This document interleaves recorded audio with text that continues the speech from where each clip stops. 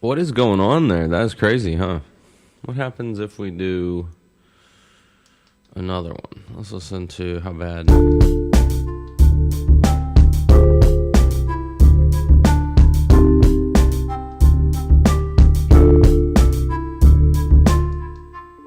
These are all the songs as I work on them.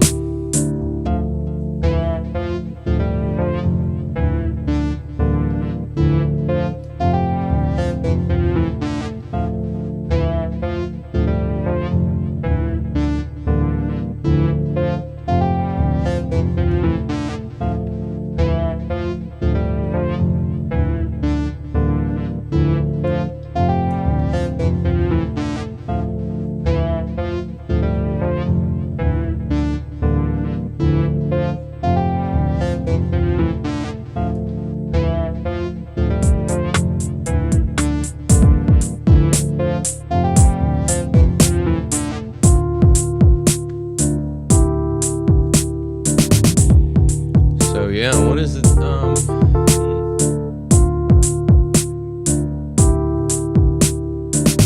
Friday, it's January 17th. And, yeah, welcome to the channel. Welcome back. And today I said writing a song. You know what I said? And we got Ableton Move. We've got Elektron, we got some modular, we got some Ableton Live.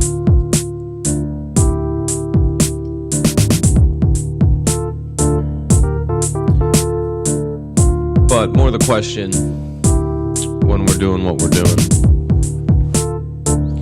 What is actually happening when we write a song, right? What are we actually doing? And why are we doing what we do, right? It's kind of the question I always ask, right?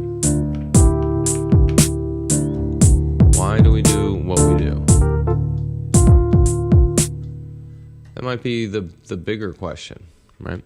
And this idea that when I'm writing music and I'm trying to work on stuff, what is it that makes writing a song work, right? So the first thing I always say is picking a key and getting ready, and so here we are. We pick a key of music because we've talked about this in the past, and a lot of times with techno we're in like minor keys. So I'm gonna say E minor this time, right? And I'm gonna say not chromatic. I'm gonna say whatever key that is, E minor, right? Or whatever sound that is, which I'm not too into. I mean, it's cool in some spots, right? So what if I picked?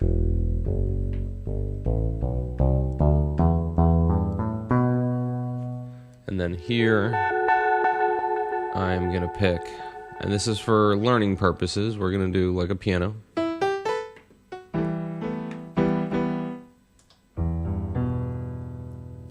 All right, and now I pick my tempo. So pretty quick at doing this, right?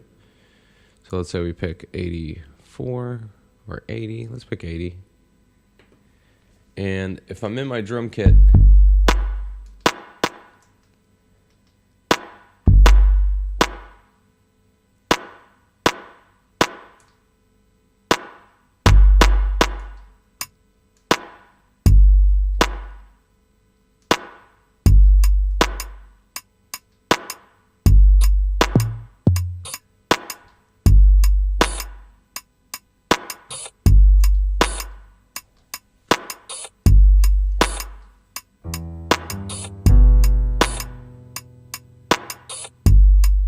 so here is our rhythm and our tempo.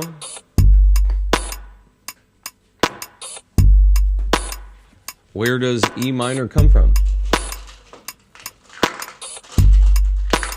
E minor comes from G major, so it should have one sharp in it. The reason I know that is the circle of fifths. So if I would write it out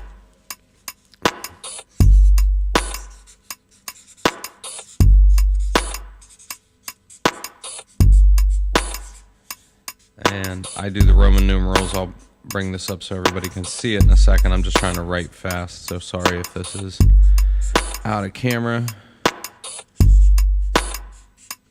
It's gonna look something like that, right? And I've picked kind of that quadrant right now when I said minor. So E minor, that's how the move should break this all down, right? And so we were talking about Open Studio is one of the studios that I look at on the internet and learn from. And what I would say is there's something called like a hinge chord, and I think techno does this a lot. So I can leave this concept with everybody, and you can work on this the way that you would like, right? So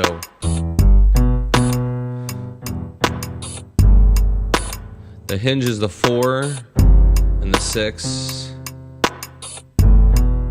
back to the root, right? So it's like the root, 4,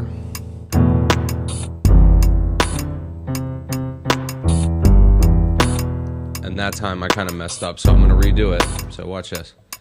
So again, the first chord is, the next chord is, the next chord is, and the final chord is. And the hinge is the 4 and the 6 back to the 5. So we're just kind of dancing around on this minor chord. So we're going to count in 2, 3, and E minor. E minor 4, 4, E minor 6, and back to E minor again, right? I quantized it, right?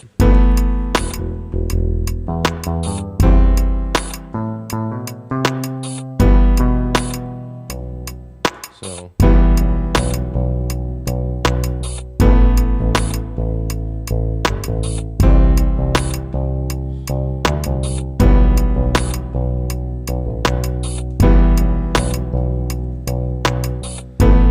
again, I'm kind of exaggerating what I would consider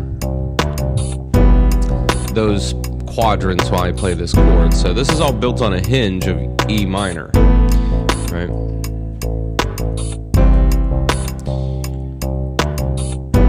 Now in songwriting world, I'm gonna copy, and my break would sound, this is gonna be my break, and then I'm gonna make a new drum beat. I'm going to turn on the click track so I have something to record to.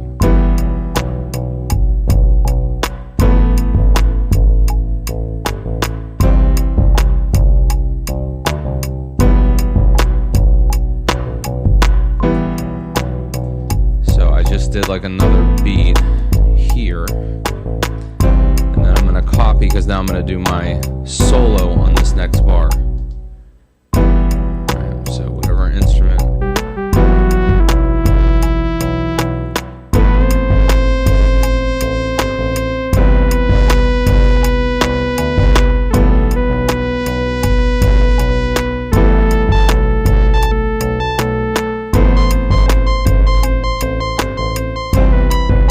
So I'm making it easy.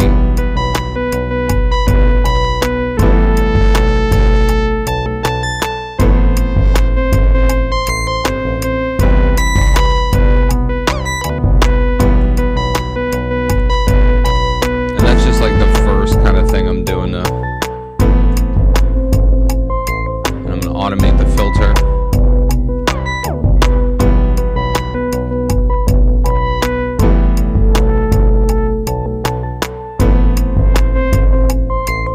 Right, and that's just filter automation. So here we are, right? Now, if I'm going to do a chorus, so far we were just on a 6 chord, and it's like the hinge of the 6. I kind of like to try to answer what I'm doing right now. So if we were just playing on like that 6 chord, an answer would be resolving to a major chord in the chorus, right? So if I was like writing regular whatever music, pop, the resolve would be like a 1. It would also be a 6 chord or a 5 chord, which a good resolve, if 1 is here, then that means 5. That could resolve it. And that might sound kind of nice. Right? So that's a 4 chord, a 5 chord.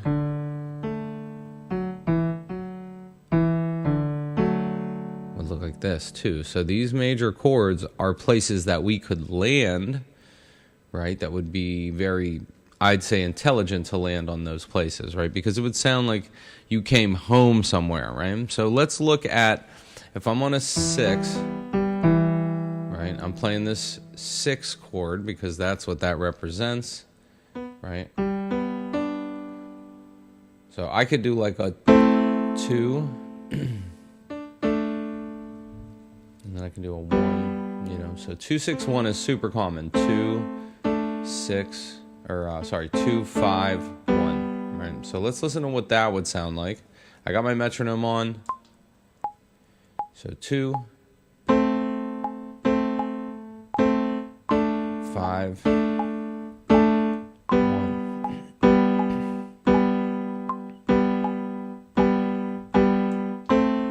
So that's a 2, 5, 1. And I can fill in the blanks with the rest of the chords, right? Like add a root note, which would...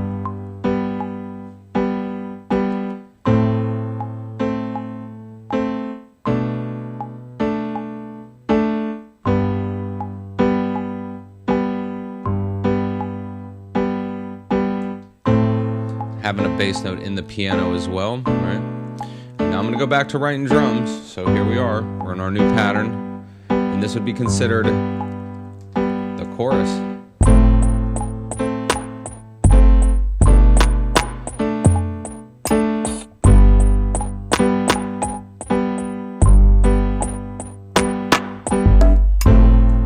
So I kind of messed up. That's all right. I don't get too worried when I'm practicing, right? And now I'm gonna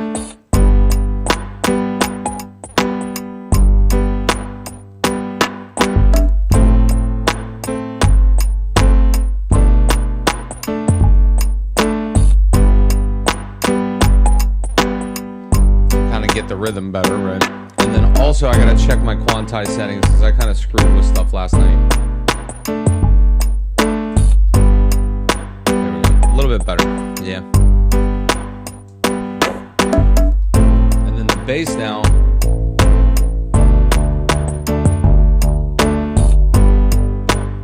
That's what I gotta do next, right? So we're getting ready.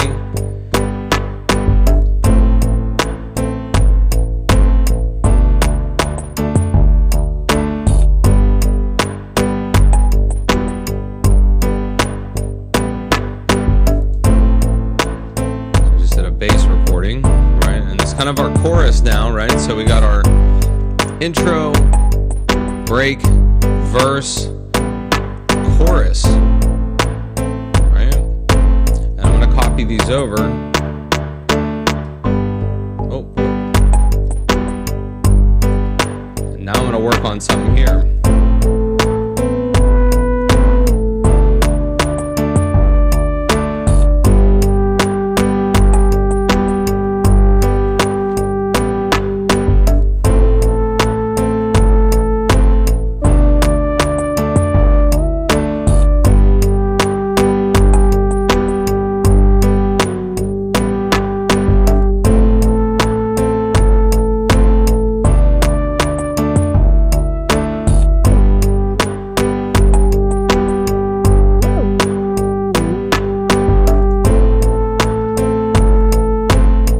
That easy. Look at that. Look, it didn't take but like 5-6 minutes, right? I mean, this would be like that chorus part, right?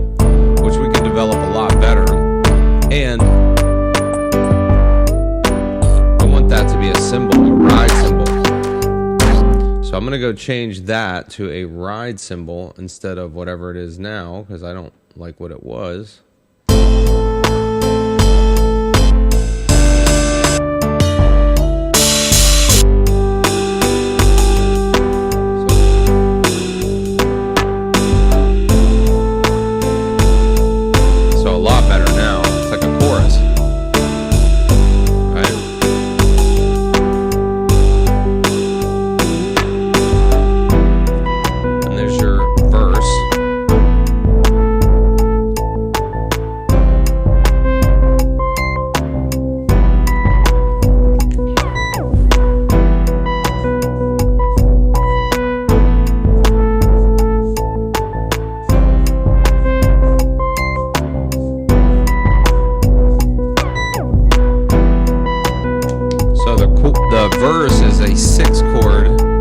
that hinges on 6.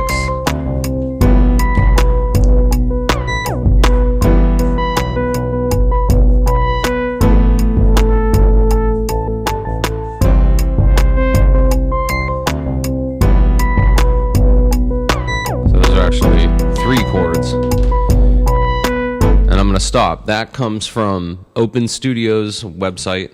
It comes from Open Studio, the YouTube page. In Open Studio, they discuss the word hinge chords, and hinge chords he used as on music paper the transition between other chords. And all I'm doing is moving my finger when I play those. That's like the 6. That's 6 with 4. That's a minor 6th. And then it's back to a root chord again, right? So I play the same 3 chords there, but they're all based on E minor. Where the chorus is different because it's a 2, 5, 1. And that's super common in jazz. I picked it because it's such an agreeable pattern that it does not sound bad. But when you put these two together, the idea that your verse in your verse, right, that sounds really, so that's just like my verse, and then my chorus,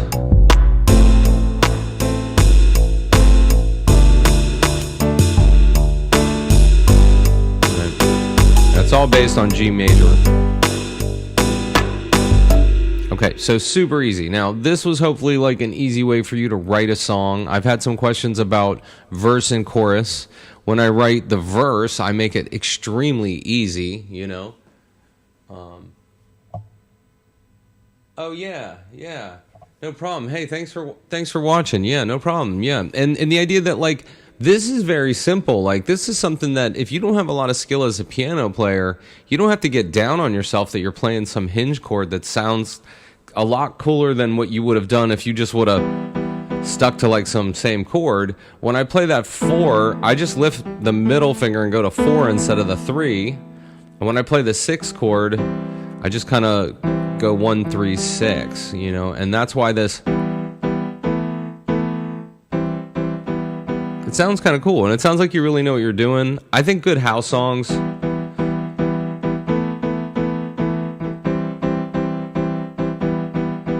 we've heard this before, you know, this is like a common pattern. So what I'm sharing on the channel is always ways for you to feel more, you know, dignified in your piano playing. Even if you only move a finger or two, you're doing what really great pianists do. I think a good song is the emotion behind it, the feeling behind it, and how you feel when you write it. So I think you gotta have to take all of that into consideration instead of like counting yourself out so fast or saying, well, I'm not playing a more difficult chord. The trick to playing more difficult chords is practice. Okay, so the more time that you spend on your trade and that you spend making music, the more often you're going to succeed. And the more you write your key signatures out like I tell you to do every single time. I mean, I wrote the quickest song. I actually enjoy it, and I'm going to play my guitar over it when we get off a stream, and I'll turn it into a whole big production. But my ideas start small like this, and they grow into a bigger idea. They're just not like a written song right off the bat. I have to project where I'm going. I'm probably going to pick some chords that aren't in that key somehow, and I taught something on modal interchange, and that's another big one on Open Studio. Like, I've picked Open Studio right now as the channel that I follow to learn jazz in the morning and to learn major chord theory that is very, very on my level. I would say if it's higher than your level, I can always go find other channels with you. You can email me. You can make comments in the channel if you need help finding other places and other outlets for like a good music teacher on the internet. That's something I would love to help people do. You could always seek me out. I do lessons, like even short half-hour lessons if you're trying to save money and you just need clarity on a song or two that you're writing. A lot of the people I mentor, we see each other 1 or 2 times. They go work for a while.